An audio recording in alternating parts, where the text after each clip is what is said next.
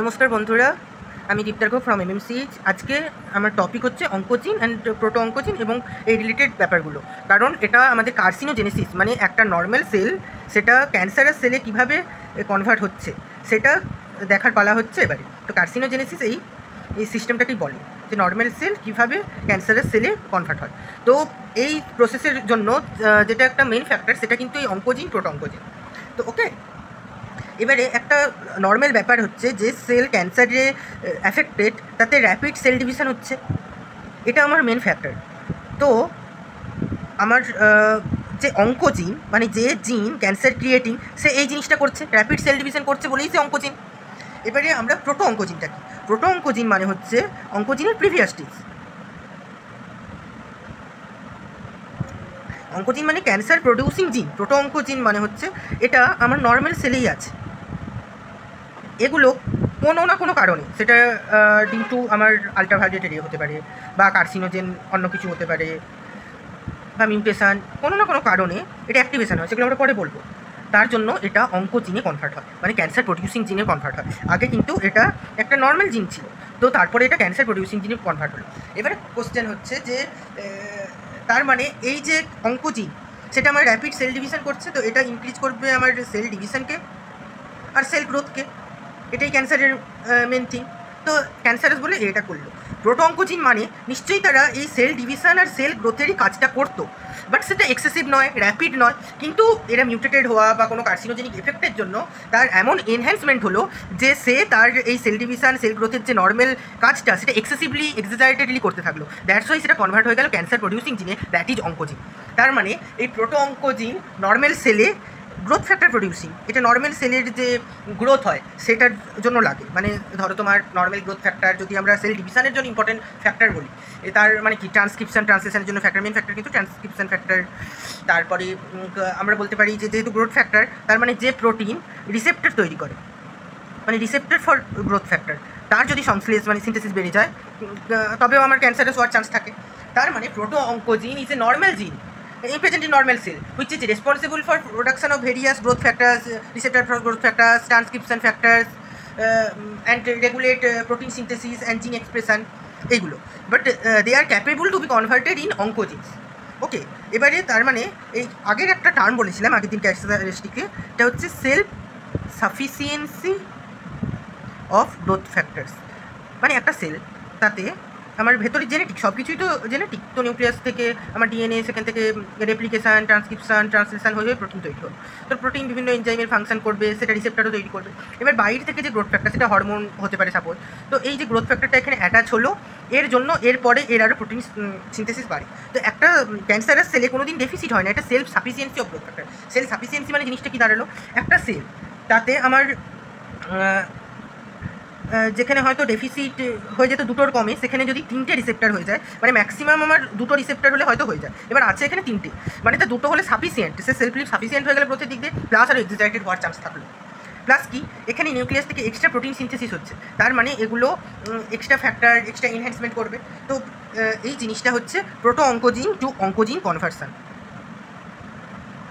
Cancer হওয়ার main কজেই হচ্ছে আমরা বলতে পারি proto oncogene two oncogene conversion. এই যে স্টেপটাকে আমরা অ্যাক্টিভেশনও বলি, অঙ্কোজেনিক অ্যাক্টিভেশন। তো এগুলো কী কী কারণে হতে পারে সেটা দেখবো, এবং কী কী আমাদের প্রোটো অঙ্কোজিন আছে সেগুলো দেখবো। প্রথম দেখে নিই কী কী কারণে হতে পারে। এই যে প্রোটো অঙ্কোজিন থেকে অঙ্কোজিন কনভার্সন অনেক কারণে হতে পারে। সাপোজ মিউটেশন একটা ইজি কারণ। এবার মিউটেশনও বিভিন্ন টাইপের হতে পারে, মেবি ডিলিশান, মেবি ইনসারশান। কিন্তু কী টাইপ অফ মিউটেশনের জন্য এই জিনিসটা হবে, আমরা দেখছি যে প্রোটো অঙ্কোজিন যেগুলো সেটা normal growth factor, but oncogene excessive growth করছে। তার মানে এর যে ওয়ার্ক সেটার ফাংশন অনেক বেশি বেড়ে গেল, তার এনহ্যান্সমেন্ট হলো। তার মানে এখানে মিউটেশনের টাইপ হচ্ছে গেইন অফ ফাংশন মিউটেশন। এখানে এমন হবে যে ফাংশনটা গেইন করবে। এই গেইন অফ ফাংশন কী কীভাবে হতে পারে, এই গেইন অফ ফাংশন হওয়ার যে ফ্যাক্টরগুলো আছে সেগুলোর একটা আমি বলতে পারি যে পয়েন্ট মিউটেশন। একদম মিউটেশনটা কোনো একটা ক্ষেত্রে হচ্ছে পয়েন্ট মিউটেশন, বা হতে পারে ক্রোমোজোমাল ট্রান্সলোকেশন, এগুলো প্রত্যেকটাই বলবো। তারপরে সাপোজ জিন অ্যাম্প্লিফিকেশান, অ্যাম্প্লিফিকেশান মানে ডুপ্লিকেশান অনেকে বলে এটাকে। আচ্ছা, তারপরে হচ্ছে আর একটা ফ্যাক্টর আসতে পারে যেটা হচ্ছে এনহ্যান্সার ইনসারশন। ওকে, এবার কী কীভাবে হচ্ছে এই জিনিসটা আমরা দেখে নেব। এবারে সাপোজ যদি আমরা দেখি যে হোয়াট আর আমাদের নর্মাল প্রোটো অঙ্কোজিন আমার বডিতে কী কী আছে, সেখান থেকে কী কী টাইপের অঙ্কোজিন তৈরি হয় সেটা দেখে নিলে আমাদের এই মানে প্রোটো অঙ্কোজিন টু অঙ্কোজিন কনভার্সানটা বুঝতে সুবিধা হবে। তার মানে প্রোটো অঙ্কোজিন মানে এই গ্রোথ ডিভিশন এইসবে ইম্পর্ট্যান্ট যে জিনগুলো, এগুলো কোন কোন জায়গায় থাকতে পারে।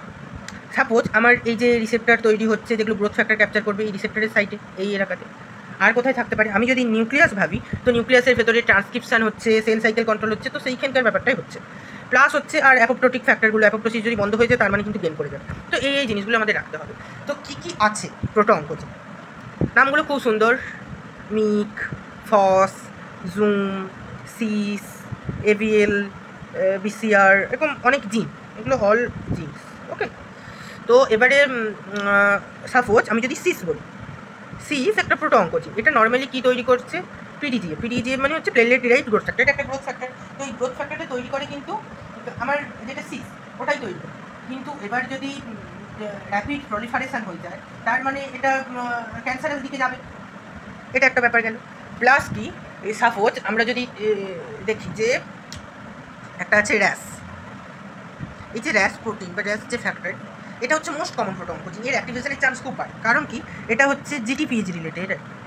তো আমরা জিটিপি টু জিটিপি যে যায় তারপরে যে আমার সাপোজ জি প্রোটিন কার্পেল রিসেপ্টার যেটা থাকে জিপিসিআর এর ওয়ার্ক সেটা বাড়ে। তো হরমোনাল যদি তোমরা এন্ডোক্রিনোলজি দেখো তবে এই জিনিসগুলো ভালোভাবে বুঝতে পারবে আমি যা বলার চেষ্টা করছি। তো এখানে যদি আমার mutation gain of function mutation হবে তো অনেক বেশি অ্যাক্টিভিটি হবে। আচ্ছা, একটা সবচেয়ে পপুলার নাম আছে যেটা হচ্ছে আমার মিক। তো এটা কি তৈরি করে, ডিএনএ বাইন্ডিং প্রোটিন। তো এটার যদি কিছু প্রবলেম হয় তবে ট্রান্সক্রিপশনে প্রবলেম হবে বা গেন হয়ে যাবে। কারণ আমার ডিএনএ বাইন্ডিং প্রোটিন মানে ডিএনএটা বাউন্ডেড থাকছে, এখানে বাইন্ড থাকছে, আমার ডিএনএ তারপরের যে কাজগুলো মানে ট্রান্সক্রিপশন ট্রান্সলেশন যেগুলো হওয়ার পরপর হতে থাকবে, এটা গেল। প্লাস আরেকটা ভালো প্রোটো অঙ্কোজিনের উদাহরণ আছে, সেটা হচ্ছে এবিএল বিসিআর কমপ্লেক্স। তোমরা দেখছো এটা কোথায় পাবে, যেটা আগে বললাম যে কী কী কারণে সেল ডিভিশন খুব বেড়ে যেতে পারে, সেখানে মিউটেশনের ব্যাপারগুলো বললাম। এবারে একটা আছে ক্রোমোজোমাল ট্রান্সলোকেশন, এটা সবচেয়ে বেশি কজ। এই ক্রোমোজোমাল ট্রান্সলোকেশানে দুটো আমরা ক্রোমোজোম আমার বডিতে, একটা হচ্ছে ক্রোমোজোম নাম্বার 9, একটা ক্রোমোজোম নাম্বার 22। এটা সাপোজ ক্রোমোজোম নাম্বার 9। ওকে, আচ্ছা আরেকটা দেখাচ্ছি গ্রিনে, ক্রোমোজোম নাম্বার 22 হচ্ছে। এগুলো বুঝতেই পারছো মেটাসেন্ট্রিক নয়, সাইডের দিকে ছোটো একটা কিউ আর্ম আছে, একটা পি আর্ম আছে। এবারে এখানে এক টাইপ অফ ট্রান্সলোকেশন হবে। ট্রান্সলোকেশন মানে কি জানো, ট্রান্সলোকেশন মিনস হচ্ছে এই যে দুটো ক্রোমোজোম তার কোনো পার্ট এক্সচেঞ্জ হলো, এটা হচ্ছে ট্রান্সলোকেশন অন্য ক্রোমোজোমের সাথে। এটা নর্মালি স্মল পার্টের ওপরে হতে পারে, অপোজিট হতে পারে, রেসিপ্রোকাল হতে পারে। এখানে যে main translocation that is called Robertsonian. এটা তোমরা জেনেটিক্সও পাবে। রবার্টসনিয়ান ট্রান্সলোকেশনটা কীরকম হয়, তো ট্রান্সলোকেশনে আমি পার্ট ওয়াইজ করবো। সাপোজ একটা নর্মাল ট্রান্সলোকেশনে কি, যে এই দুটো পার্ট, এই পার্টটা এই পার্টটার সাথে এক্সচেঞ্জ হয়ে গেলো, দ্যাটস ট্রান্সলোকেশন। এবারে এইখানে দুটোর মধ্যে একটা পি আর্ম আছে, একটা কিউ আর্ম আছে। এমনভাবে ট্রান্সলোকেশন হলো যে এর পি মানে এর লং, না মানে পি ইজ শর্ট, আমি অপোজিট দেখিয়ে দিয়েছি, কিউ ইজ লং। তো এখানে দুটো লং আর দুটো শর্ট আর্ম যোগ হয়ে যাচ্ছে সাপোজ, মানে কি দাঁড়াচ্ছে, একটা খুব লার্জ সাইজ ক্রোমোজোম আমরা দেখি, লার্জ সাইজ, কারণ দুটো কিউ আর্ম দুটো লং আর্ম যোগ হয়ে গেছে। আর একটা খুব স্মল সাইজ ক্রোমোজোম দেখতে পাবো, যেটা কিন্তু নট ভায়াবল, এটা থাকবে না, কারণ এটাতে ভায়াবল হওয়ার জন্য যে জিন সেই অনেক জিনই নেই, কিন্তু এটা খুব বড় একটা ক্রোমোজোম তৈরি পেলাম। এই ক্রোমোজোমটাকে বলে ফিলাডেলফিয়া ক্রোমোজোম। এটা ফিলাডেলফিয়া রিসার্চ সেন্টারে প্রথম দেখেছিল সায়েন্টিস্টরা, দ্যাটস ওয়াই ফিলাডেলফিয়া বলে। তো এই ফিলাডেলফিয়া ক্রোমোজোমটা তবে লার্জ সাইজ একটা ক্রোমোজোম, এখানে দুটোই লঙ্গার, মানে এখানে যে ধরনের ক্রোমোজোম আছে, মানে ক্রোমোজোমগুলোর ভেতরে যে জিনগুলো আছে সেগুলোর পরিমাণ অনেক বেশি, তবে এর ফলে তার জন্য ট্রান্সক্রিপশন বেশি হবে, তার ফলে র্যাপিড গ্রোথ, সেল ডিভিশন হবে, মানে ক্যান্সারের স্টেট দেখা যাবে। এতে যে মেন দুটো জিন আমরা দেখি সেটা হচ্ছে এবিএল আর বিসিআর এর মধ্যে ট্রান্সলোকেশন হয়, এই জেনেটিক পোর্শনই মেন ট্রান্সলোকেশন। তো এর ফলে যেটা আমার হয়, যে টাইপ অফ ক্যান্সার হয় দ্যাট ইজ সিএমএল, মানে ক্রনিক মাইলয়েড লিউকেমিয়া হয়। ক্রনিক মাইলয়েড লিউকেমিয়া তবে কিন্তু ক্রোমোজোমাল ট্রান্সলোকেশন থেকে হবে। আমরা দুটো ফ্যাক্টর কিন্তু বুঝতেই পারলাম যে কেন হচ্ছে। ওকে, আচ্ছা, তো যেটা এবিএল বলছিলাম, তো এবিএলটা টাইরোসিন কাইনেজ যে সিনথেসিসে হেল্প করে। তো টাইরোসিন কাইনেজ তোমরা জ্যাকস্টেড পাথ হইতে দেখবে, তো ওখানে এগুলো থাকবে। তোমরা যদি হরমোনাল অ্যাকশন জানো তবে এটা বুঝতে আরও সুবিধা হবে। আচ্ছা, আর যে জোন ফস ওইগুলো বলছিলাম, ওগুলো ট্রান্সক্রিপশন ফ্যাক্টরে লাগে। আর মিকটা বলেই দিয়েছি ডিএনএ সিনথেসিস। আর যে দুটো ফ্যাক্টর আমরা অ্যাম্প্লিফিকেশন আর এনহ্যান্সার অর প্রোমোটার ইনসারশন, এর মাধ্যমে আমার ক্যান্সার যেতে পারে। অ্যাম্প্লিফিকেশনে কী হচ্ছে বা ডিএনএ ডুপ্লিকেশনে কী হচ্ছে, একটা ডিএনএ সেগমেন্ট একটা প্রোটিনের জন্য দরকার ছিল, যদি সেটা অ্যাম্প্লিফাই হয় বা ডুপ্লিকেট করে, তার মানে এটা অনেকগুলো প্রোটিন তৈরি করবে, তার মানে ইনক্রিজ প্রোটিন প্রোডাকশন হবে। ইনক্রিজ প্রোটিন, এই প্রোটিনগুলো কোথায় লাগবে? এগুলো রিসেপ্টার তৈরিতে লাগবে, তা বাদে কোথায় লাগবে? তা বাদে বিভিন্ন গ্রোথ ফ্যাক্টর তৈরিতে লাগবে। তো এটা গেল। আচ্ছা, এনহ্যান্সার বা প্রোমোটার ইনসারশনের ব্যাপারটা কী হচ্ছে? সাপোজ এটা একটা chromosomal genetic segment, DNA segment suppose বললাম। তো এখানে আর যেটা আমি দেখাচ্ছি দিস ইজ রেগুলেটরি জিন, আর একটা এইখানে যে রেডে দেখাচ্ছি দিস ইজ প্রোমোটারি জিন। ওকে, এর মাঝখানে কিন্তু কিছু আমাদের কোডন আছে যেগুলো কিন্তু ট্রান্সক্রিপ্ট করবে না। এবারে সেগুলো কিন্তু মাঝখানে রাখা হয়েছে কেন? সাপোজ একটা কোনো ফ্যাক্টর যেটা এই রেগুলেটরি জিনে লাগবে, এই রেগুলেটরি জিনের রেগে সে কিন্তু আমাদের যেটা আমার ডিএনএজ বা আরএনএজের কাজটা কিন্তু এনহ্যান্স করবে। এবারে প্রোমোটার থেকে স্টার্ট হবে ট্রান্সক্রিপশান, আমরা যেটা হচ্ছে পলিমারেজের কাজটা স্টার্ট হবে। এবার মাঝখানে কিছু সেগমেন্ট আছে, সেই জন্য এটা রেগুলেটেড, কারণ রেগুলেটরি এখানে পলি প্রোমোটার। সাপোজ এখানে কিছু এনহ্যান্সমেন্ট হচ্ছে, এর ভেতরে কোনো রকম চেঞ্জ হচ্ছে, ইন্টারনাল ট্রান্সলোকেশন হচ্ছে বা প্রোমোটার আগে ইনসার্ট করছে, এই ইনসার্শনের জন্য আমি এমন ফ্যাক্টরটা দেখবো যে রেগুলেটরি জিন, তারপরেই আমরা দেখতে পাবো প্রোমোটারটা। এর ফলে কি হলো, প্রোমোটারটা কিন্তু পরে আসার জন্য রেগুলেটরি জিনের সাথেই প্রোমোটারটা লেগে গেল, এর জন্য এনহ্যান্স হলো তার ওয়ার্কটা, সেটা অনেক দ্রুত কাজ করতে পারবে। তো এর ফলে আমার সেল ডিভিশন, গ্রোথ এগুলো বাড়বে। তো এই যে জিনিসটা হলো, এটা কি বলছি আমরা, এনহ্যান্সার আর প্রোমোটার ইনসারশন, এটাও একটা স্টেপ। তো আমরা দেখে নিলাম যে প্রোটো অঙ্কোজিন এবং তার থেকে যে বিভিন্ন ব্যাপার ছিল সেইগুলো। তো আমরা এর পরের স্টেপে আমরা টিউমার সাপ্রেশন জিন দেখবো। কিন্তু তার আগে সেই জন্য বলে রাখি যে প্রোটো অঙ্কোজিন টু অঙ্কোজিন, আর অঙ্কোজিনই কী করলো, ক্যান্সার। এবারে একটা টার্ম তোমরা পাবে এসআরসি জিন। এসআরসি টার্মটা এসছে সার্কোমা থেকে, আমি আগেই বলেছিলাম সার্কোমা নিয়ে, আগের ইন্ট্রোডাক্টরি ভিডিওতে সার্কোমা নিয়ে বলেছি। তো এবারে সার্কোমা যে প্রডিউসিং জিন সেগুলোকে বলছি এসআরসি জিন। এগুলো তার মানে কি, দিজ আর অঙ্কোজিনস। সাপোজ এই এসআরসি জিন টু টাইপস দেখা গেল।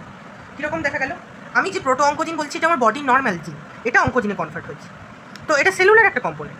তো একটা পেলাম আমি সিএসআরসি, সি ফর সেলুলার। তো সেলুলার কারণে সার্কোমা হচ্ছে, এটাই আমরা এতক্ষণ দিচ্ছি। কিন্তু আরেকটা টাইপ অফ এসআরসি আমরা দেখলাম, দ্যাট ইজ ভিএসআরসি। ভি হচ্ছে ভাইরাল, মানে কিছু কিছু ভাইরাস আছে যারা এরকম জিন অ্যাক্টিভেশনে হেল্প করতে পারে, প্রোটো অঙ্কোজিন টু অঙ্কোজিনে কনভার্ট করতে পারে, বা তাদের ভেতরেও ওরকম জেনেটিক ম্যাটেরিয়াল আছে যারা ক্যান্সার স্টেটে নিয়ে যেতে পারে।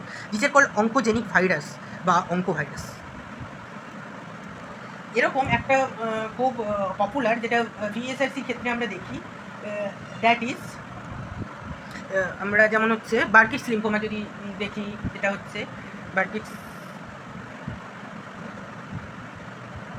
লিম্ফোমা, আর হচ্ছে ন্যাজোফ্যারেঞ্জিয়াল ক্যান্সার। তো ন্যাজোফ্যারেঞ্জিয়াল ক্যান্সার বার্কিট লিম্ফোমা, এটা হচ্ছে ইবিভির জন্য, মানে এপস্টেইন বার ভাইরাস। এটা নেক্সট কার্সিনোজেনে আরও ডিসকাস করবো। আর যেটা আমি বললাম যে এই যে ভিএসআরসি, এটা দেখা গেছিলো রাউস ভাইরাস, এটা অ্যাভিয়ান্সদের জন্য। অ্যাভিয়ান্স মানে হচ্ছে পাখি টাইপ, পক্ষী প্রজাতি বলবো। অ্যাভিয়ান্সের জন্য আমি যে রাউস ভাইরাসের ওপরে এই এক্সপেরিমেন্টটা করেছিলাম, সেখানে দেখা গেছিলো কি যে এই যে রাউস ভাইরাসের, এরা অ্যাভিয়ান্সের ভেতরে ক্যান্সার স্টেট তৈরি করছে, কিন্তু এই ভাইরাসের একটা পোর্শন, মানে কিছু কিছু ভাইরাস আছে যারা অ্যাভিয়ান্সের মধ্যে ক্যান্সার ক্রিয়েট করছে না, তাদের এই পোর্শনটা গায়েব। তো ওই পোর্শনে সেই জেনেটিক ম্যাটেরিয়াল আছে যারা ক্যান্সার প্রডিউসিং ছিল, এটা ওখানে নেই বলেই ওই ভাইরাসগুলো ক্যান্সার প্রডিউসিং নয়। তার মানে দ্যাট ইজ ভাইরাল সার্কোমা জিন, দ্যাটস অল।